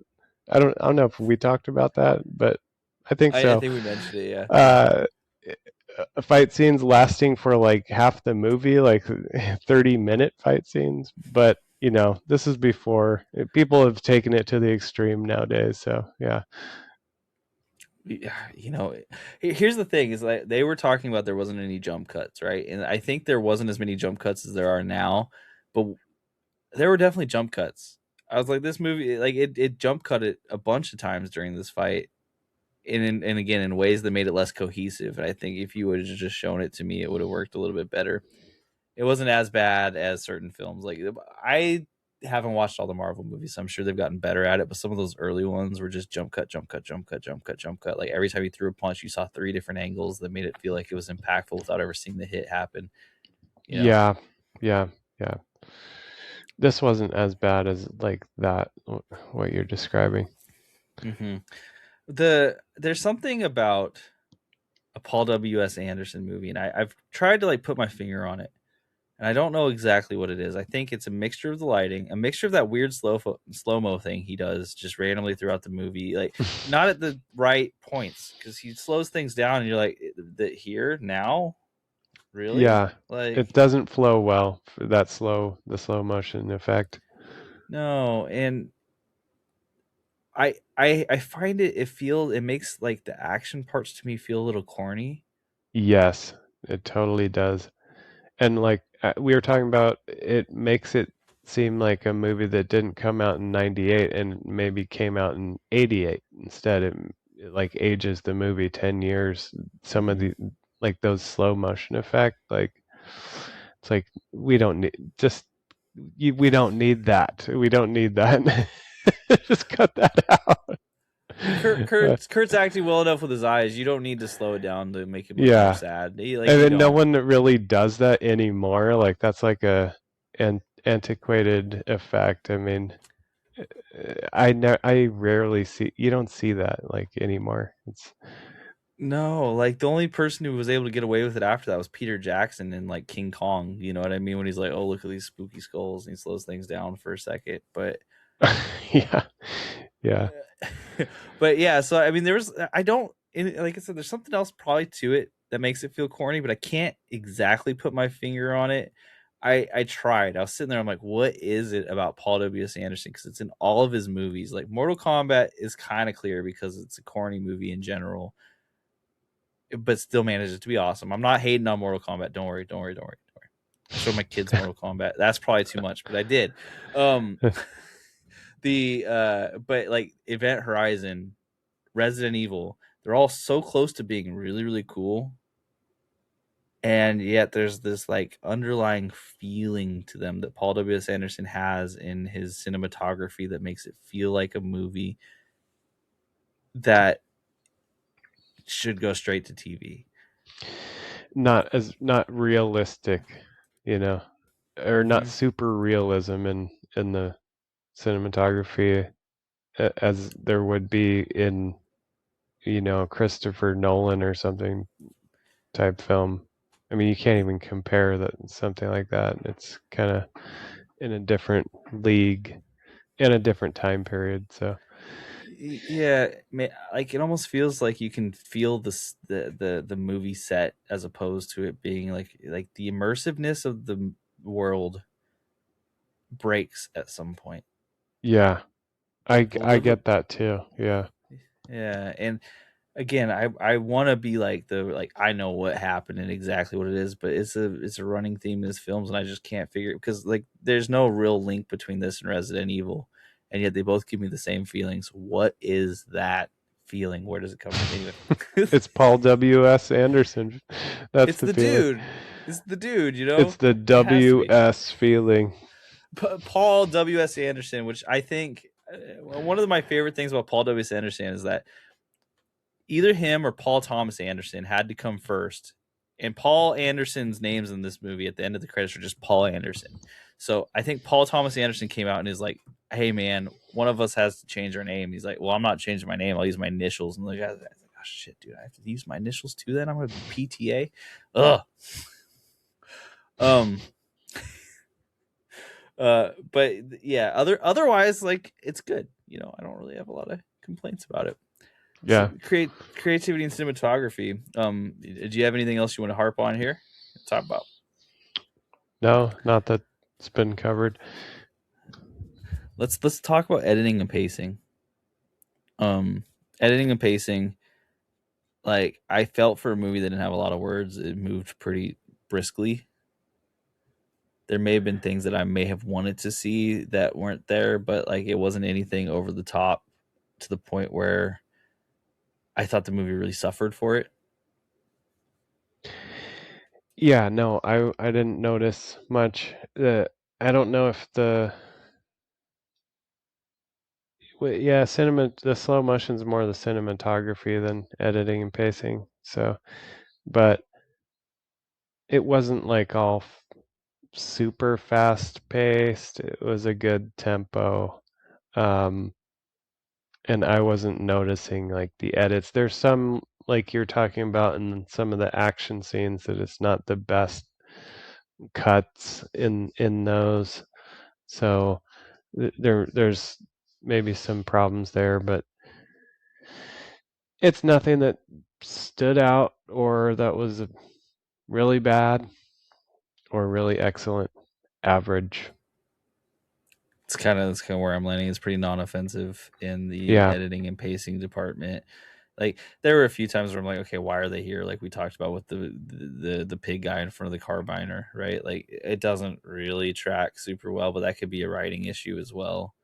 Yeah, like that's like why is that in the story or why I don't even know if David Peoples wrote that part, who knows. But Yeah. yeah, the pacing it was like it was almost a continuous pace throughout this whole movie. I didn't notice like really slow down or really it was very like um very like continuous, I would say, or the same tempo, like the same pace. Hmm. Not much change in the pacing. No, I could see this being someone's like comfort movie just for how like almost meditative it is. Like if you want to settle into a specific zone, this will let you settle in and stay there. Yeah. Yeah, yeah, totally. Yeah, it doesn't rock the boat too much. No, it's like even the action parts aren't like they're violent, but it just all kind of fits in with the same universe. Like the Act 3 doesn't necessarily ratchet it up. It just gives you more stakes. And it's like, okay, here you go, have more of it. Yeah. Um, and then I suppose soundtrack. We'll just move on to it. We'll get through these parts pretty quick because the soundtrack. Joel McNeely did the soundtrack, and he was the only award nominee from this film. Mm. His nomination was by the International Film Music Critics Award, IFMCA, as we are all very familiar with. uh, and he was nominated for Best Original Score for an Action Film. But I say nominate, he didn't win. Jerry Goldsmith won for the film Small Soldiers. So he lost to the guy who did Small Soldiers. If you've never seen Small Soldiers, awesome movie. Love that movie. I Love don't it think I lots. have. Oh, okay. That's one. Your child's probably not old enough yet. I mean, and I say probably not. I know but like it's a fun one because it's all about action figures. Okay. Yeah, I can't remember it. I don't Yeah, it doesn't sound like I've seen it. yeah. That was Major Chip Hazard and the Gorgonites. Anyway, love that movie. The music in this movie went from really good to really misfitting sometimes. Like it was a little bit all over the place for me. Yeah, yeah. I I agree in the beginning. I thought it was like professional, excellent soundtrack in the beginning when they're running and they're showing the masters like looking down from the hill like at their new recruits, like these little kids training to be soldiers. And I was like, wait, I was almost like I've heard this like soundtrack before, like it's like that famous or something. Like it's so like familiar sounding. Um, but then after that, I didn't notice the music as much in the movie, so it kind of like dropped off, I think. I just didn't notice it. I noticed it in the first opening of pretty much opening scenes of the movie. So, but cool that he won a or was nominated for a original score. And it's cool that they actually had an original score and not just some like kind of stock background like Jason X style stuff. Which it's funny because that actually, like, there's a few moments where I did feel like it got into the Jason X territory. Yeah, Not like the whole movie, because that was the issue with Jason X, is it couldn't bring up anything because the whole movie was that. But this one had like a few moments where the action was about to begin, and you're seeing all these people rushing in, and you've got the soundtrack that just isn't building any like there's no climactic energy being built at all. And I think this might have been probably part of the problem. Was like, this doesn't work for me. This could be any scene at all, and it would fit. that's true. Like the music wasn't used as well as it could be in this movie. It wasn't used to create the suspense or drama. It was like in the background and not up front, and I barely noticed it to be honest. Like I don't even all I remember literally was that those first like scenes. So and then it just kind of faded away. Like I didn't even realize there was a soundtrack in the rest of the movie pretty And much. for a movie where the main character says so few words, the soundtrack has all the space in the world to breathe. So it's like, oh, come on, you can't just be non-offensive with that. Take over a little bit. Yeah, yeah. Whereas like in Terminator, it's right in your face like that, like right up front, that synth sound, and it fits so well with the time, like 1984, and then the tech noir sound, like from that club, and it blends in with the 80s music that is going on. It's like so good. Such a great soundtrack in that movie. This was not at that same level at all. It was like, No, and I think there was so much space. You could have got someone to do something freaky with it, and it would have worked really well. I bet. yeah, it could have been like, yeah, some more ominous thing, would have made it could have made this movie, I mean, it might have taken it a little notch higher for the critics or whatever if there was a little better. And I'm surprised actually now that we're talking about it that it was nominated for an award. I was like, I think some I don't know. awards you get so specific that you can't not get nominated if you just exist in a certain category. Because I was reading, I was like, it's the best original score for an action film, right? And like, Okay. Yeah. All right. Yeah. That's true. Well, I guess for an action film, yeah. I yeah, it's guess like there wasn't many 1998. choices in 98 or whatever. And You know, Lost the Small Soldiers, a movie that I can guarantee you was not aiming for winning awards. yeah, It was not interested in that. It was, a kids action movie. So there wasn't a lot of choices in that year. no, no. Yeah, and it's unfortunate because that's really all I have to say about the music. Anything else for you? No, the general sound effects were fine. Like, explosions, well recorded, good quality. No problems with the sound effects. Like that was good. The Hmm. sounds of the crawlers, the sounds of, the fight scenes punching the freaking barrel or whatever. It was all realistic sounding and good quality. So yeah, that was Yep, fine. agreed wholeheartedly on those. The minigun also, I think that one's usually kind of hard to get, and they got it pretty well. Oh, yeah, I forgot about the minigun. Another Terminator reference. I was like, dude, what this is like sci-fi or Terminator on a different planet. Terminator, but the Like, there's Terminator's a all trash goddamn now. minigun. There's a goddamn minigun. It's like a blend between Terminator and Snakes on a Plane. That doesn't sound like a terrible movie. I'm interested. Uh, let's- we'll move on to our second to last section here. Your three favorite scenes of the film. Since I made you watch this movie, Peter, I'll go ahead and start this one off. Um, I'm gonna cheat, and I am talking about multiple scenes here. I'm kind of just mixing them all into one, and it's just the lead up to the trash planet. The whole introductory section where they're showing him becoming the soldier that he is. Particularly the training scenes, like when you're watching all those kids doing the run-ins, the long walk where the kid who's weak gets shot. That you're Mhm. watching the dogs fight in the perfect symmetry of the cage. I thought this is the movie that if we had gotten that version of it, Paul W.S. Anderson was ready to really go on it. And you'll see my score. I clearly didn't hate this film, but I think that like he really cooked in the beginning, and it slowed down by the midpoint. So Mhm. that one got me. The eye gouging chain fight to end that also was a phenomenal like little peak of the early part because gosh, dude, you're doing a chain fight with four dudes. It's my. Come It on. was. It's one of my picks for best scene too. Yeah. Okay. Yeah, it's really cool. It's just really cool. How can It's you cool. not? I'd never seen that before. Fighting on chains. Like, who thought of this? Like, Yeah. like they're like, okay, you three soldiers fight, and then he runs up and climbs up the chain. Like, why? Like, and why are there chains there? And like, what? Like, I thought they were just gonna fight like just on the ground and stuff.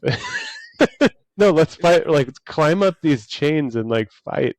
Because he was already up there to show his strength or something. He's like, I'm Yeah. already up here. Let's just come get me or something.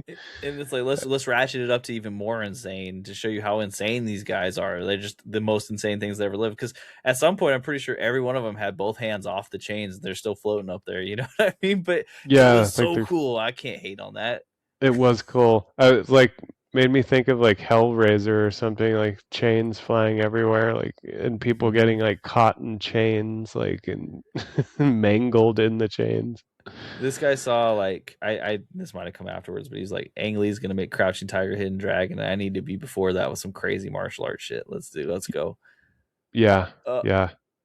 And um, well, Mortal Kombat was before this, so true. He knew what he was yeah. doing. Yeah, yeah. This is a Maybe it's Scorpion inspired, reference. like inspired by Mortal Kombat, kind of. Um, I also love the second fight scene. I think maybe it's just a fight scene thing. The penultimate fight between Kane and Todd. I've already talked about the things that I think it could have done better in. However, just as a you know, I don't want to. It was the climax of the movie in a lot of ways. It was what we were all waiting for, and I think it delivered well enough. Because like right after that, you get to get Kurt Russell calling the general and saying your men are obsolete, and delivering the one liner particularly well. Um, which I didn't Yeah, mention, the one liners in this movie actually did hit. So good on whoever made them work. yeah, Uh, yeah. There's a there few wasn't a good ton of ones. them. They got it. And then finally, the midair snatch of the green snake. I talked about the emotional connection of the scene, right, and what it meant, and just the whole scene. It looked good. It was so interesting to see him kind of change to showing off his death skills to help support someone living, and then to get blamed for it, et cetera, et cetera, et cetera. I've already talked about this, and I love that scene. So it's my third favorite scene. Yeah, love all those. And so mine were the chain fight, as we already discussed. I mean, just cool visuals for that, and unique fight scene. Um, my second one was the ambush part when he goes all gorilla and is like taking out like I mean they said like 17 of these soldiers. Like someone said like you're gonna fight 17 soldiers, one man against 17, and he's like yeah, I don't know what he said, like I'll kill them all or something. Like, sir, yes, sir, I'll kill them all. Yeah, he's like, Like. What are you Sir, I'll gonna kill do? them. It's 17 of them and one of you. I'm gonna kill them all, Sir, sir. I'll kill them all, sir. But yeah, just the ambush part, like when he's like hiding in the water and like popping up out of the water, that was totally like from like some like Arnold movie, like I don't know, Predator or something, like in the dark water, like hunting these guys down. So that was cool. Um, the bat that was the before the Kane and Todd battle, like that part before it. Um, and then yeah, I did love that pivotal scene where, after the snake bite, he has his first tears, and that's like the right before these the new soldiers show up, the ship shows up, and then it's just a crapshoot of fighting after that. So it's like that's the pinnacle of emotion in the movie, like his new emotion of love and belonging. And so I thought that was an important scene. And then Kurt Russell did good at doing the like tear and just showing the emotions for the first time in the movie. So that's why it stood out to me. Can you imagine if he had just sat there and yelled no the whole, like for 20 seconds after he touched the ship? He's Yeah. like, And no. if it had been Sylvester Stallone, not as That's good. So exactly what would happen. Well, this is what coming from my eyes almost in. Uh, yeah, it's not as not a good. very good So I'm Sylvester glad they Stallone. didn't go with him. Yeah. Okay, so let's run through these final reviews. Um, I'll go ahead and pop mine off here. We've talked, I think, pretty extensively about it, so I'm just gonna give you some scores here. For story, I gave it a 4. Acting, I gave it a 4. Cinematography, I actually gave it a 4. Uh, Sound, I gave it a 3. Editing and pacing, I gave it a 3. It comes out to 7.2 out of 10 on my scale, and I don't feel bad about it. I enjoyed that movie. I think that these critics who panned it, I don't know what was going on in 1998 that made them so upset about all this stuff, but I I don't don't think it know. deserves Yeah. that at all. No, I mean, I can see the cheesiness of it, or some people could see it as cheesy, kind of. But sci-fi in general can be that way for some people. So yeah, it depends on the audience and the timing of this movie. Like, I think if this movie had come out, like we said, 10 years earlier, it would have maybe been a better hit than 1998. I don't know if that was the right time period, era. I'm not sure.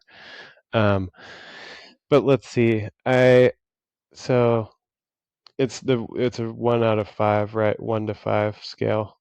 Right. Mm-hmm. So yeah, the creativity and cinematography, I give that a 4, not so much for cinematography, but for creativity and all the things we discussed, like the set design and costumes and just the whole feeling of the futuristic feeling that they created. So, and I mean, the special effects were cool, showing the garbage ships. That was good. It looked good, showing the garbage ship dumping them on the planet and everything. Um, so I give that a 4.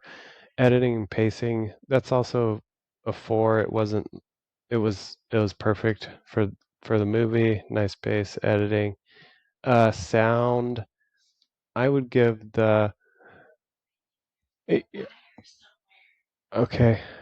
Um, I would give the sound a like the score would be less, like probably 3, but um the sound effects would be a 4, so what I give a 3.5 for that.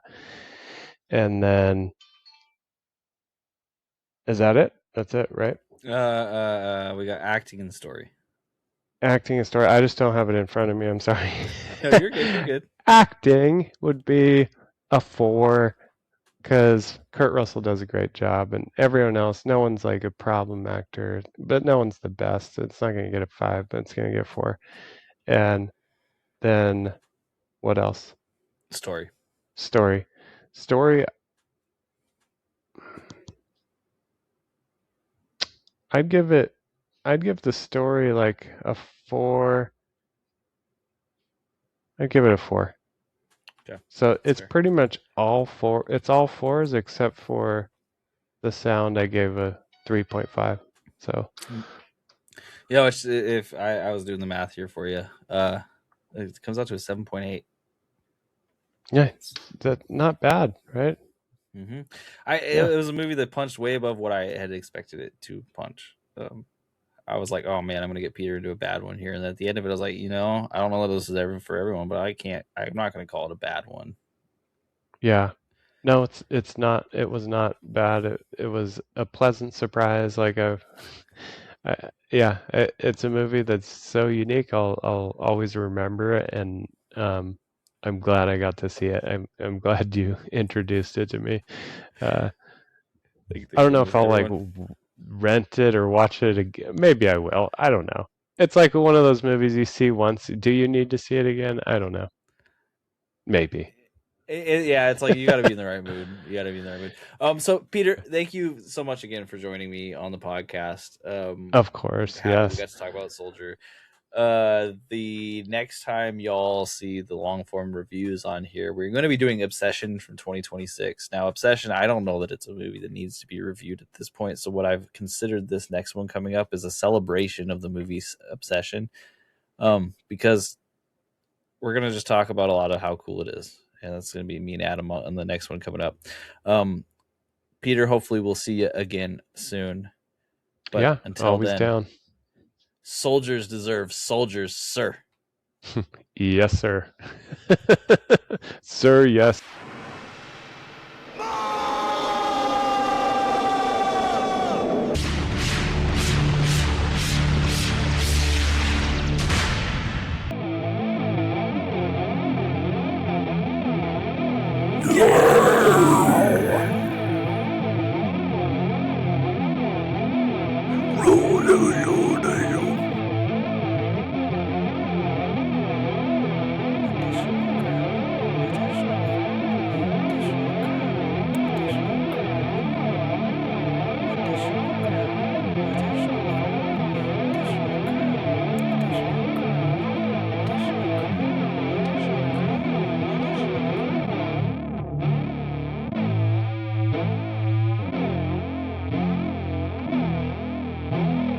Additional